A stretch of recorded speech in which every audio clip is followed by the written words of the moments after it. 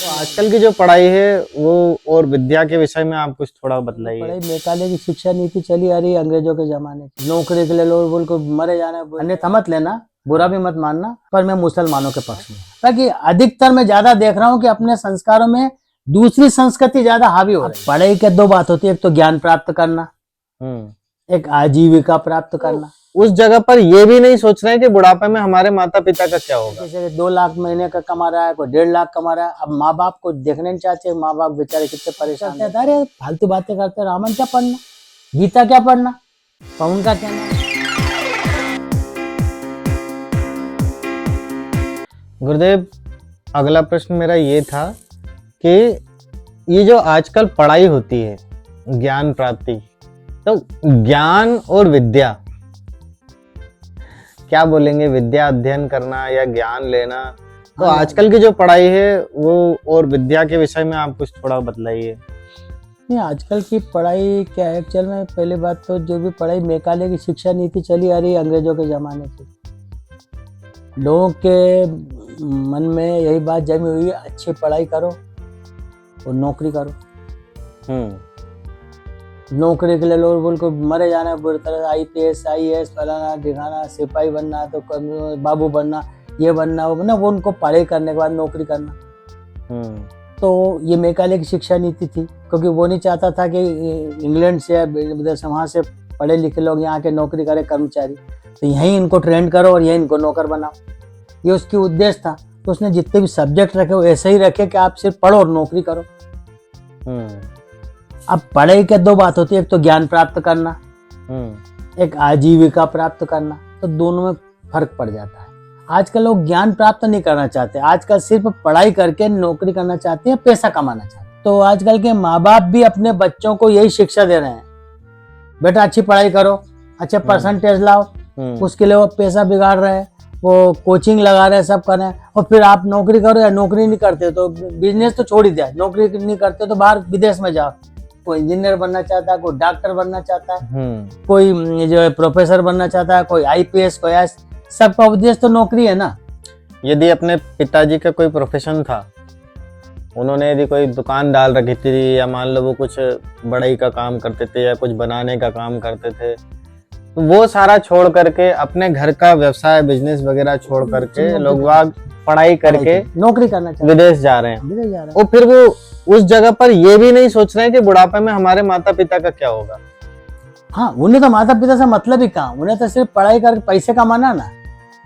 अब विदेश जा रहे हैं, माँ बाप को देख ही नहीं रहे। अभी शायद इंदौर का किस्सा है कि वहाँ किस्सा है कि वो दोनों बच्चे विदेश में थे, तो उन्होंने बोला कि आपके पिताजी शांत हो गए हैं, तो उन्होंने बोला हम आ नहीं सकते, छुट्टी नहीं, तो ऐसा करो आप खुद ही दाग दे दीजिए और जो भी होगा हम बाद में आके देखेंगे। तो दूसरा जब बाद में आया तो उसने कहा कि हमने दाग दे दिया, सबके कार्यक्रम सब कर दिया आपने, ठीक है, मकान बेचा, सारा पैसे लेके चले गए, उन्हें छुट्टी भेजा ही नहीं मिला उन्हें। तो ये तो हालत हो रही। तो उनका उद्देश्य तो बस पैसा कमाना, पढ़ाई करी तब पढ़ाई करी तो उपयोग क्या कि पैसा कमाना, हम तो कोई पैसा कमाना। तो 2-2 4-4 लाख के पैकेज हैं, किसी के 2 लाख महीने का कमा रहा है, कोई 1.5 लाख कमा रहा है। अब माँ बाप को देखने नहीं चाहते, माँ बाप बेचारे कितने परेशान रहते हैं, उनको माँ बाप से मतलब ही नहीं, उन्हें तो अपने आगे बढ़ना है, आगे बढ़ने के चक्कर। तो ये अपना जो क्या धर्म अर्थ काम मोक्ष 4 चीजें थी, पर आजकल लोगों के दिमाग में मात्र सिर्फ एक चीज रह गई, वो है अर्थ और काम, बस 2 चीजें। धर्म को जानना नहीं चाहते, धर्म को समझते ही नहीं।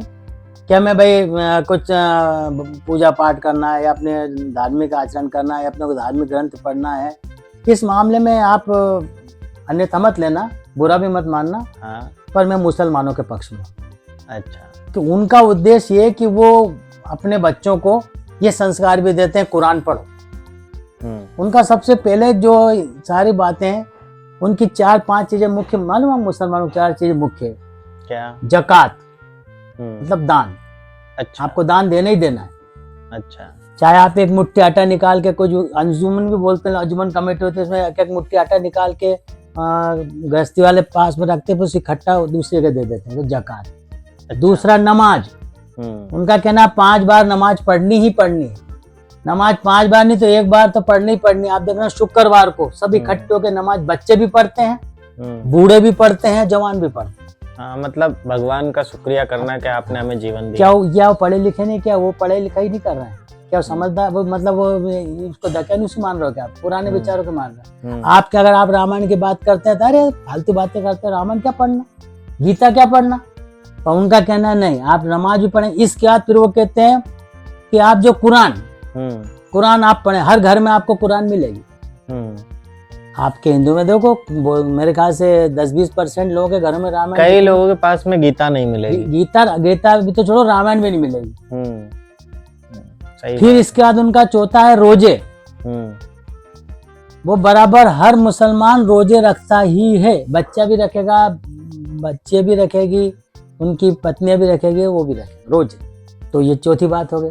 मानते हैं सब मानते हैं एक साथ। मतलब धर्म एक तरीके से हिंदुओं में कम है, सनातनियों ये में मॉडर्न धर्म के प्रति आस्था कम है। हाँ, मुस्लिमों में धर्म के प्रति आज भी आस्था है, बहुत अच्छी है। हज जब अपन करते हैं तीर्थ, वो करते हैं हज, हो जाते हैं हाजी बनते।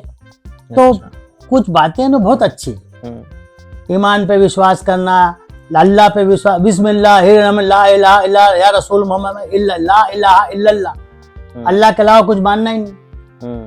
मैं आपको पहले भी एक बार बताया था कि अपने हिंदू तो जहाँ समझ में आया, जहाँ उनकी पूर्ति हो रही इच्छाओं की, वो मान लिया उन्होंने। हाँ, सही बात। वो कुछ है ही नहीं। उनको चबूतरे पे कोई मूर्ति नहीं है, कोई एक पत्थर भी रखा हुआ है, वो पता नहीं कौन से भगवान है, मगर लेकिन वहां पर जाएंगे और काम उनकी पूर्ति हो गई। हाँ, बस फिर तो वो मतलब ब्रह्मा जी हो गए फिर तो उनके लिए वो। तो ये तो हम जा रहे हैं अर्थ की तरफ, अर्थ की तरफ, धर्म की तरफ नहीं जा रहे हैं। धर्म की तरफ नहीं जा रहे हैं। आजकल की जो पढ़ाई है वो व्यक्ति को अब इंग्लिश मीडियम क्यों पढ़ रहे हैं आप?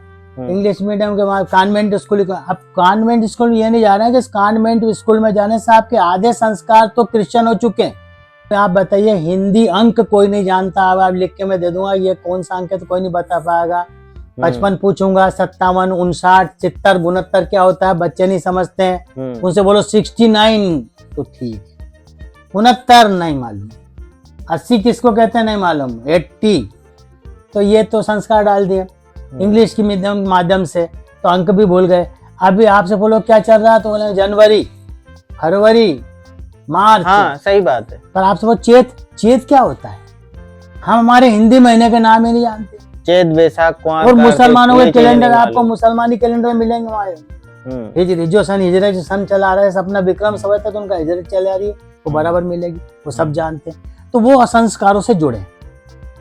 अपन बहुत कुछ, अब ये नहीं कहता कि हिंदू धर्म संस्कारी लोग नहीं, बहुत लोग हैं कर रहे हैं, बाकी अधिकतर मैं ज्यादा देख रहा हूँ कि अपने संस्कारों में दूसरी संस्कृति ज्यादा हावी हो रही है। सही बात है। आपको धोती पहन के कोई आदमी निकलता तो उसे उसकी मजाक उड़ाई जाती है। टीका लगाते हैं तो उसकी मजाक उड़ाते हैं। कि आज की तो मैं नहीं कह सकता, मेरे जमाने में हम टीका लगा लेते थे, धोती पहन के जाते थे, तो आपस के लड़के या बड़े बड़े लोग मजाक उड़ाते हैं, पंडित आ गया साला, चोटी रख ली, अरे क्या बेवकूफ है, पुरानी बात है, सब हटाओ। तो ये अपने संस्कृति को अपन भूल रहे हैं। किसके पीछे? अर्थ, पैसा कमाना है आपको, इसलिए आप इंग्लिश मीडियम में जा रहे हैं। आप इंग्लिश मीडियम में क्यों जा रहे हैं? कि पैसा कमा, आप नौकरी करें अच्छी, इंग्लिश मीडियम से निकलेंगे तो लोगों तुरंत नौकरी लगे। आज भी लोगों के दिमाग में ये कि इंग्लिश पढ़ा हुआ व्यक्ति है तो उसकी वैल्यू है, उसको फटाक उसको नौकरी मिल जाएगी।